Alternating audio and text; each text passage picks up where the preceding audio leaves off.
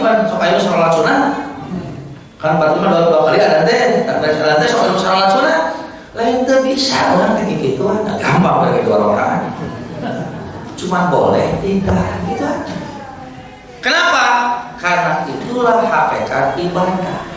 Jadi bukan soal bisa dan tidak bisa, bukan soal mau dan tidak mau, bukan suka dan tidak suka, tapi boleh dan tidak.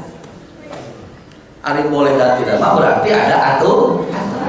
Maka ketika kita taat kepada aturan yang Allah tetapkan, taat kepada aturan yang Nabi contohkan, maka itulah yang disebut dengan ibadah. Jadi dari segi kaifiah, dari segi tata cara, maka kalau ingin disebut ibadah harus taat. Tah ibu jam sakit sholat maghrib biasa tuh bu? Biasa. Masih belum move on ya bu? Biasa juga ya, tapi nyase kalau enakeun ya nganteunna. Jadi kan sudah ngabagikan zakat sebelum subuh teh kan nya bisa, kenapa tidak bisa? Yo cenah lamun ngabagikan zakat penting teh enak salse gitu kan teu kudu riweuh norek mudik panitia bisa nya gitu. Bisa ngan meunang teu gitu. Itu saja kan. Ada sahabat beres sholat Idul Adha, Nabi pulang ketika ternyata ada kambing yang sudah disembelih di rumahnya. Nabi tahu ini pasti disembelih sebelum sholat Id. Karena kalau sesudah sholat Id gak akan mungkin ini sudah payah gitu kan. Itu sudah payahnya sudah benar gitu kan, yang payahnya can benar bu. Makanya kenapa kalau sudah disembelih jangan dulu disisir kan? Karena nanti belum dipastikan kematian. Ditunda dulu. Ini mah tidak, sudah payah benar kan, sudah mati beneran. Nabi curiga dijaga-jaga di disembelihnya sebelum sholat Id. Begitu ditanya, iya sebelum Id. Alasannya teh simpelnya kan biar simpel aja.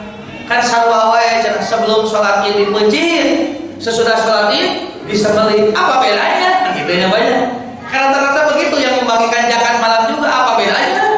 Sudah subuh dibagikan, sebelum subuh dibagikan. Ribu-ribu begitu. Ternyata Nabi berkata dengan sangat tegas, kalau kamu ingin dianggap ibadah, kamu harus ganti dengan kambing yang lain. Mandalah qabla sholati fa inna ma yadbahu li nafsi. Karena barang siapa yang menyembelih sebelum sholat Id, maka berarti dia menyembelih untuk dirinya, bukan untuk Allah.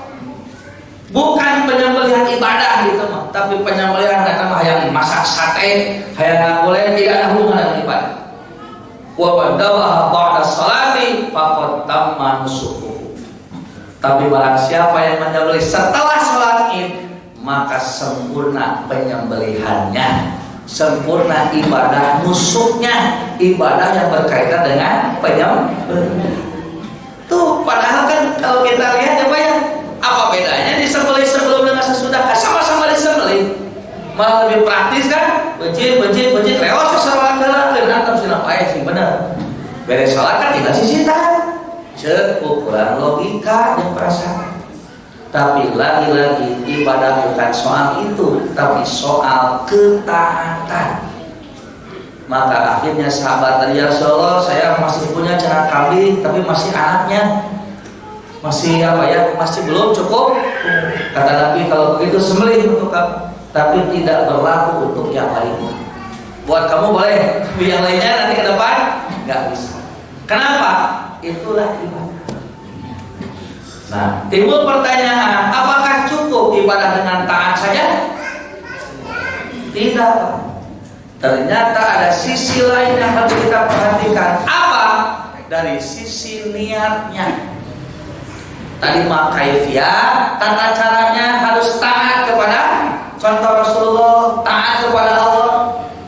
Nah, yang kedua mah harus memperhatikan niat, motivasi dan tujuan. Maka dalam kesempatan yang lain Allah mengungkapkan ibadah dengan istilah kurban. Apa kurban teh Pak? Pasti karena doa. Awas Pak, kurban itu bukan mencit. Awas, kita kan sudah bikin mencit kurban teh. Mata kurban terkenal lama bulan Zulhijjah saja di kita, Pak. Karena dikaitkan dengan menyembelih, jadi dikaitkan dengan binatang.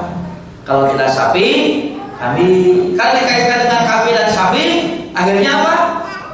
Dikaitkan dengan duit. Makanya orang yang nggak punya duit bisa kurban tidak? Itu orang yang tidak punya duit bisa kurban tidak? Dengan persepsi yang tadi, dengan definisi kurban yang menyembelih, bisa tidak?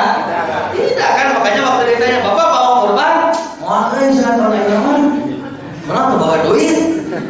Kayak orang duit yang kurban? Jangan perlu beli sapi. Nah, makanya orang yang nggak punya duit, nggak punya sapi, maka pada bulan Zulhijjah 14 nggak bisa kurban. Padahal kalau kita perhatikan dalam Al-Quran surat Al-Maidah ayat 27 saja, Allah mengatakan watlu alaihim naba abnai adama id qarraba bil haqqi id qarraba qurban. Bacakan oleh kamu Muhammad kepada mereka kisah tentang dua anak Adam, yaitu Habil dan Qabil, dengan baik dan benar. Yaitu apa? Ketika kedua-duanya berkurban. Kalimatnya pakai kurban. Dalam prakteknya dua-duanya mencita, Pak? Tidak. Yang satu Qabil gitu kan, dengan hasil tani. Yang satu Habil dengan hasil ternak. Dengan ternak tidak disembelih. Karena waktu itu ciri diterima dan tidaknya pengorbanan itu apa? Mana yang disambar oleh api, itulah yang diterima oleh Allah. Jadi saya mengungkapkan dalil ini untuk menunjukkan bahwa kata-kata kurban itu tidak identik dengan penyembelihan. Itu maksud saya. Tidak ada hubungannya. Kenapa? Karena kurban lebih kepada motivasi dan niat kita ketika melakukan amal. Apa? Sesuai dengan namanya kurban. Artinya kurban terdekat. Maksudnya apa? Ma yataqarrabu ilallahi azza wa jalla fahuwa kurban. Apa saja yang kita lakukan dalam rangka untuk mendekatkan diri kepada Allah, maka itulah yang disebut dengan kurban. Jadi kalau begitu, pengajian hari ini kurban bukan, Pak? Hah?